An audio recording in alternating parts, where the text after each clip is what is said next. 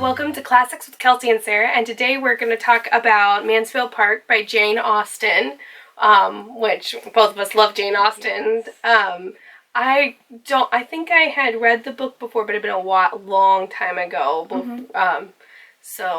Yeah, and this was my third time to read it. Yeah, but definitely got a lot out of it. Yes. I think with Jane Austen's books, you could just keep on rereading them throughout your life, and you'll always get something new. Like, even though it hadn't been too long since I had read Mansfield Park before, I just felt like that I almost read it with different eyes because I had grown. Yes.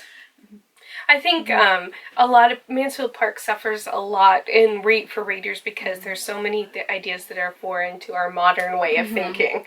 And Edmund also isn't the dashing hero in a lot of Jane Austen's novels, especially because Edmund and Fanny are cousins, and it was not uncommon for cousins to marry back in that day, but it's very uncommon today, and so it kind of weirds a lot of people out. Yeah, that's unfortunate because it really is a good story, and I think Fanny and Edmund are suited for each other for sure, but I agree. And I think that this book also has a little bit more of it has a sadder tone overall than some of her books, which I think made it more powerful because it's a lot about Fanny's internal struggles. Right. There's not a lot of quick, snappy dialogue like there is in Emma or Pride and Prejudice, and quite not the outward drama that there is in Persuasion. Right, and that's probably why the movies I've seen of Mansfield Park haven't really seemed to do the book justice, and that's probably why, because I think a lot of books that focus more on internal things they're harder to come across in movies. It takes a lot it's really hard for it to come across, and I think you get so much out of the book in reading it because you see a lot more of Fanny's internal struggle and what the things that she's thinking and why she's doing what she's doing. Oh yeah, and Fanny is she comes from a poor family, and she goes to live with her aunt's family, who is a very wealthy. They're landowners. Mansfield Park is the name of their house, and so they have four children that are all a few years older than Fanny, and so they raise her as she's in a very awkward position because she's their cousin, so she's kind of socially their equal, but not exactly because she doesn't have she didn't come from the money that they had. Right. So and she's kind of looked down upon, and they're kind of like their pet, their good deed for their lives.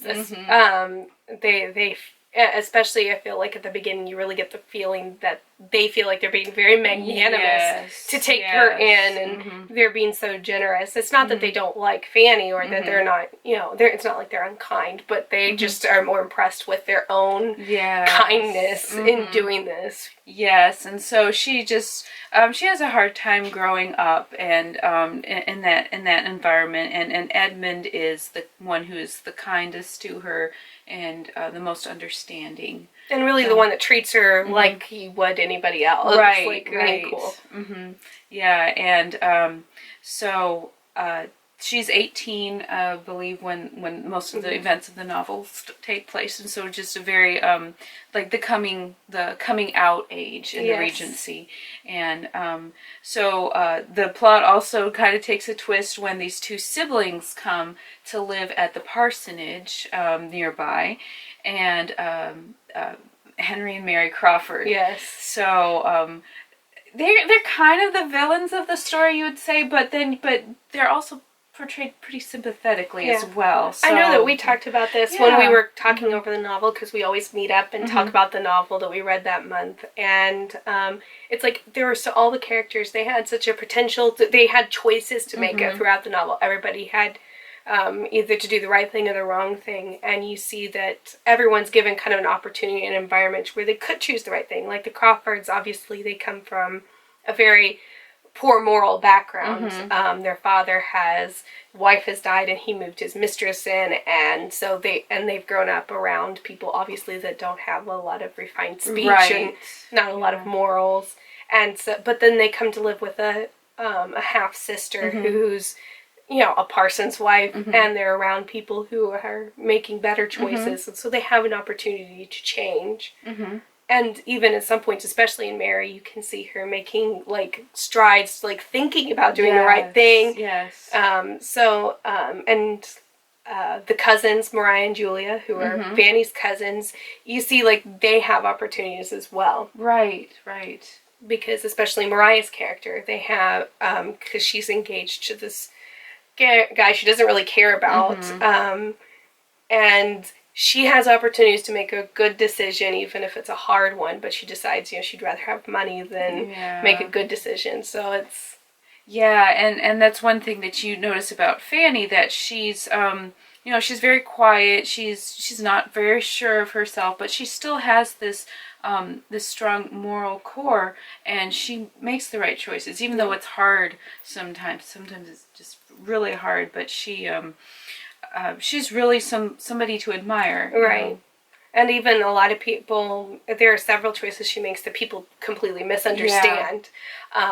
Which she has an opportunity to marry well, and she's like, but he's not, she knows he's not a good guy, but she doesn't want to expose anybody, so she just doesn't say why, and she takes a lot of flack for it, but she just chooses to do the right thing no matter what. And so it's one of probably one of Jane Austen's deepest books, I would say. Maybe one that probably takes a little more time to read and digest. But just so totally worth it. Yes, and I definitely going in knowing just some of the culture of things is just very helpful. Because if not, like I said, especially if Edmund and Fanny being cousins can, especially in our modern way, kind of be bothersome. But not so much if you go in knowing that that's how things were. Yes. Yeah. So we both really highly recommend Mansfield Park. We actually both read from the Barnes & Noble edition, which actually has some very helpful and very interesting notes. Yes, it helps you appreciate some of the things that happen in this story. I think one of the most interesting thing was, like, because Mrs. Norris is one of those characters that's both irritating and hilarious at the same time. And she's always talking about how much good she did. And there are several notes explaining some of the cultural things that they're saying, is to show that kind of the opposite is true. That was very helpful to me this week, that I picked up on things that I didn't pick up before. Yeah, me too. So, the Barnes & Noble is a good way to read this, and so, So thanks so much for watching. Next week we are going to be talking about King Solomon's Mines. Yes. So we'll look forward to sharing that with you. Thank you for watching. Bye. Thank you.